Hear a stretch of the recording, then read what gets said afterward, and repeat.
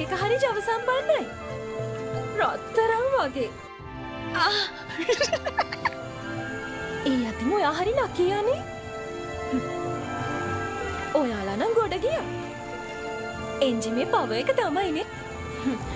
අපේ එක්කිනා ඉස්සරට වඩා වේගයෙන් වැඩ කරන විදිය මට තේරෙනවා. ඇයි ඉතින් දැන් හැමෝටම හාගන්න ඕනේ අපේ එක්කිනාගෙන්. මං අපේ කෙනාටත් කිව්වා අයියා කෙනිකස්සේ වගේ වැඩ කරන විදිය. ඊට පස්සේ තමයි එයා අලුත් එක ගෙනාවේ.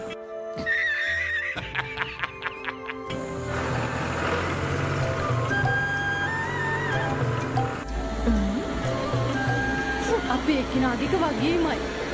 පිනුමත් හොඳයි. හිත ඇද්දීලා යනවා. මම මේ කිව්වේ අපේ එක්කිනයි ඔයාගේ එක්කිනයි දෙන්නටම තියෙන එක වගේම දෙකක්. අපේ කෙනා ගොඩ විතරක් නෙමෙයි මඩෙත් වැඩවත්. අයිබෝ යටවදින්නේ උසයිනේ. කාගෙද? ඔයගෙද? මේ ට්‍රැක්ටරේ බං බලංග උස. යටවදින්නේ. උඹ වගේ නෙමෙයි. Wait a minute. Who are you? මොකද්ද කිව්වේ? නේ මං කිව්වේ පොඩ යන්න කියාපු බාන්න කියලා. නඩත්තු කරන්නත් ලේසියිනේ. සර්විස් එක දොරකඩටම දෙන එක කොච්චර වටිනවද? තෙලුත් හොඳට කරන හින්දා කාලෙත් ඉතුරුයි සල්ලිත් ඉතුරුයිනේ. රත්තරන් වටිනවා. මේකට ඉතින් බර දැනෙන්නෙත් නෑනේ. මොකද? නෑ මං කිව්වේ පස්සට බර දැනෙන්නේ නෑ කියලා. පේනවනේ ලෝඩ් එක.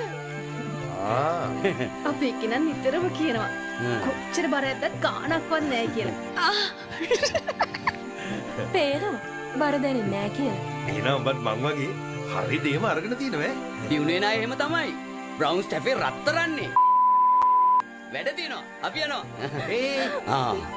මාරු වුණා.